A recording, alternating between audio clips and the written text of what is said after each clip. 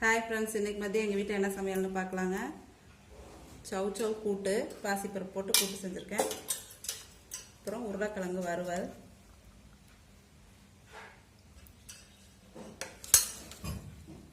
பார்த்தீங்கன்னா வாழைப்பூ பொரியல்,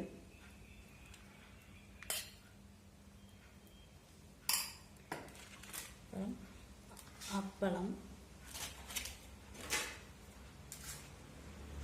பஜ்ஜி, வாழைக்காய் பஜ்ஜி, வெங்காய பஜ்ஜியும், அப்புறம் சாதம்,